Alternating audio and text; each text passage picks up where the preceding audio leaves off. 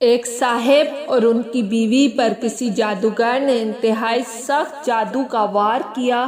یہ جادوگر اس جادو پر باقاعدہ پہرا بھی دیا کرتا اور کسی عامل کو اس کا توڑ نہ کرنے دیتا۔ وہ صاحب فرماتے ہیں کہ ان کی بیوی کے ہاں اول تو حمل ہی نہ ٹھہرتا، اور اگر ٹھہر بھی جاتا تو ساقط ہو جاتا۔ اگر کسی طریقے 9 ماہ پورے ہوتے تو بچے کی پیدائش مردہ حالت میں ہوتی۔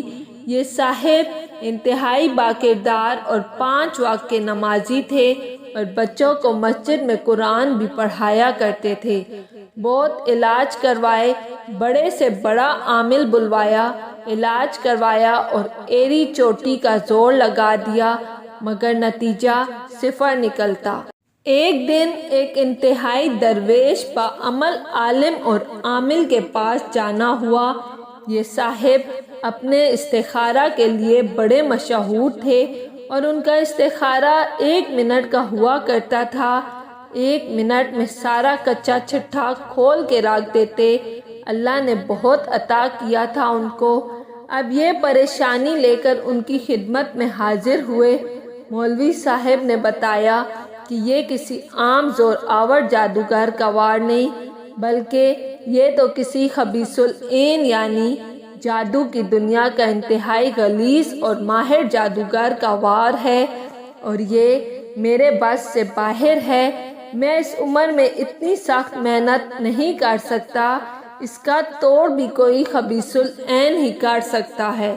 یہ چونکہ مجبور تھے، اس لیے پوچھنے لگے کہ کچھ تو حل ہوگا۔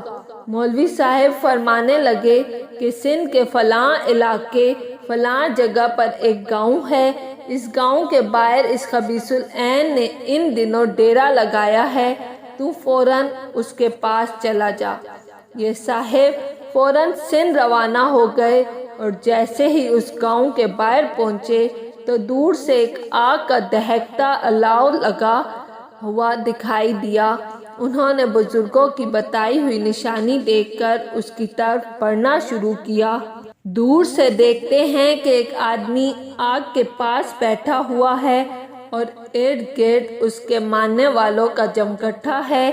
ابھی 1 ایکڑ دور تھے کہ وہ شخص اچھل کر کھڑا ہو گیا اور زور زور سے چلانے لگا کہ وہ دیکھا آ گیا جادو کا ڈسا، وہ آ گیا قرآن پڑھانے والا۔ یہ اس کے پاس پہنچے اور اپنا مقصد بتایا۔ اب خبیث العین خوشی سے پاگلوں کی طرح ناچنے لگا اور بولا، جاؤ فلاں کے پاس، جاؤ فلاں کے پاس، یہ گرہ جو لگی ہے کھلواؤ۔ اپنے مولویوں سے غرض اس نے مولوی صاحبان کے ساتھ ساتھ ان صاحب کو بھی برا بلا کہا اور بڑے بڑے خدائی کے دعوے بھی کیے اور جادو توڑنے سے انکار کر دیا۔ یہ صاحب واپس آئے اور اپنے رب کو پکارا کہ یا اللہ، یہ بھی مخلوق ہے، تو چاہے تو کیا نہیں ہو سکتا۔ یہ ظالم مجھ پر غالب آ گئے ہیں اور ظلم کرنے سے باز نہیں آ رہے، اور رو رو کے اللہ کے حضور التجائے کیے۔ دفتن دل میں یہ خیال آیا کہ جادو کا توڑ تو آقا صلی اللہ علیہ وآلہ وسلم نے معوذتین سے کیا تھا۔ معوذتین قرآن مجید کے 30ویں سپارے کی 2 آخری صورتیں سورہ فلق اور سورہ ناس کو کہا جاتا ہے۔ آپ صلی اللہ علیہ وآلہ وسلم پر جادو بھی انتہائی سخت بلکہ آخری درجے کا کیا گیا تھا۔ جب آقا صلی اللہ علیہ وآلہ وسلم نے معوذتین سے یہ جادو توڑا تو میں بھی معوذتین ہی پڑھتا ہوں۔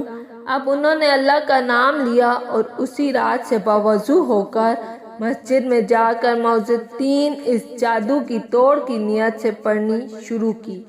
یہ پوری رات پڑھتے رہے اور وقتاً فوقتاً دن کو بھی ورد چلتا رہتا۔ ہر وقت باوضو رہنے لگے۔ غالباً 6 دن رات کو اونگ آ گئی اور اچانک خون کی پوری بالٹی ان کے اوپر جیسے کسی نے گرا دی ہو۔ یہ بہت پریشان ہوئے اٹھے۔ مسجد کے ساتھ ہی کنواں تھا، وہاں نہائے دھوئے اور کپڑے بھی پاک کیے۔ مسجد دھوئی، اب سوچا اپنی بیوی کی بھی خبر لوں۔ گھر پہنچے تو وہاں بھی یہی حال تھا اور بیوی انتہائی پریشان تھی۔ بیوی کو دلاسا دیا اور فرمانے لگے کہ گھبراؤ نہیں، اب کچھ ہلچل ہو گئی ہے، انشاءاللہ اب کام بن جائے گا۔ ایک نئے ولولے سے اسی رات سے پھر دوبارہ مسجد میں عمل شروع کر دیا۔ 9ویں دن پھر وہی ہوا، اونگ آئی اور دونوں میاں بیوی پر خون کی بالٹی گرا دی گئی۔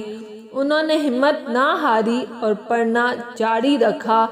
13ویں دن صبح کے وقت وہی سندھ والا خبیث العین مسجد میں داخل ہوا اور آتے ہی پیروں میں گر کے معافیاں مانگنے لگا۔ ان صاحب نے اسے بولا کہ تم مجھ سے کیوں معافیاں مانگ رہا ہے؟ کہنے لگا کہ اللہ کے واسطے مجھے معاف کر دیجئے، پھر بتاؤں گا۔ انہوں نے معاف کر دیا اور وجہ پوچھی۔ کہنے لگا کہ آپ میاں بیوی پر جادو میں نے کیا تھا۔ جب آپ مسجد میں عمل کرنے بیٹھے تو میں بھی آپ کے مقابلے پر بیٹھ گیا اور روزانہ میرا کیا ہوا جادو مجھ پر ہی الٹا چلنے لگا اور میرے موکل میرے دشمن ہو گئے۔ یہ صاحب فرمانے لگے کہ اگر یہ بات تو نے مجھے پہلے بتا دی ہوتی تو تجھے میں کبھی معاف نہ کرتا۔ بہرحال یہ جادوگر معافی مانگ کر اپنی جان بچا کر واپس سندھ لوٹ گیا، کیونکہ اگر وہ معافی نہ مانگتا تو جان سے ہاتھ دھو بیٹھتا۔